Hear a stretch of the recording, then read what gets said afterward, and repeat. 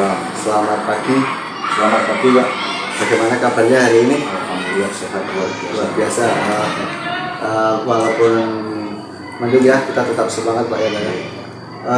Setelah pengamatan tentang saya sudah mengobservasi kelas panjenengan yang beberapa waktu lalu, pertanyaan ini Pak yang harus kita diskusikan Pak ya. Yang pertama, bagaimana nih pendapat Pak Yanto terhadap pembelajaran yang sudah dilakukan? Untuk pembelajaran yang sudah saya lakukan ya masih banyak kekurangan dari beberapa sisi, karena maklum karena kelas bawah sekarang juga berpengaruh sekali. Nah kemudian Pak ya, apakah proses pembelajaran yang Pak Yanto bawakan Pak Yanto sampaikan tadi itu sudah sesuai rencana atau belum?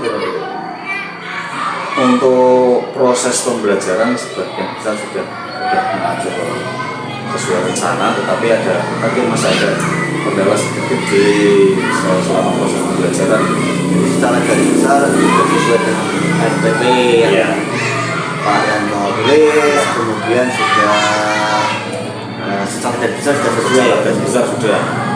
Mungkin dapatkah Pak Yanto menceritakan ini hal-hal yang sudah memuaskan dari Pak Yanto dalam proses pembelajaran? Ya, tadi yang sudah sesuai itu yang bagian mana saja yang sudah sesuai harapan? Baik, untuk proses pembelajaran yang sudah saya lakukan dan dari pengamatan Pak Ebet, mungkin ada beberapa hal yang menurut saya itu sudah bagus, yaitu diantaranya anak-anak ada yang sudah tertarik dengan proses pembelajaran yang saya lakukan. Kemudian dari segi media yang sudah saya gunakan juga itu juga dapat menarik minat dan minat belajar siswa ketika pembelajaran yang saya sampaikan itu. Dan sisi lainnya ada peserta didik yang mendapatkan hasil belajar yang sangat memuaskan. Oh iya, jadi berdasarkan yang Pak Yanto sampaikan tadi, melihat anak yang sudah tertarik, anak yang sudah secara aktif mengikuti ya, itu ada korelasinya Pak dengan ketercapaian tujuan pembelajaran. Kalau dilihat dari hasil proses pembelajaran, untuk korelasinya ke tujuan pembelajaran sudah sedikit banyak sudah masuk. Berarti tujuan pembelajaran sudah tercapai. Kemudian menurut Pak Yanto, tadi kesulitan yang dihadapi siswa itu apa Pak? Yang pertama, untuk kesulitan siswa itu karena itu kan saya gunakan media baru, dari media yang konkret. Anak-anak itu kan yang pertama mereka lihat ini bentuk apa Pak, ini apa itu kan karena itu model baru yang baru pertama lihat anak. Jadi mereka masih penasaran sehingga sedikit memakan waktu untuk menjelaskan pada peserta didik supaya bisa ke alur pembelajarannya lagi. Yang namanya anak ya tetap melihat barang baru kan, baru tetap tertarik apa gitu. Kemudian dari Pak Yanto sendiri dalam proses pembelajaran tadi ada kesulitan tidak? Mungkin apa bisa diceritakan kesulitannya? Kesulitan untuk kelas bawah itu satu dari menyinkronkan antara media pembelajaran, proses pembelajarannya sama peserta didiknya.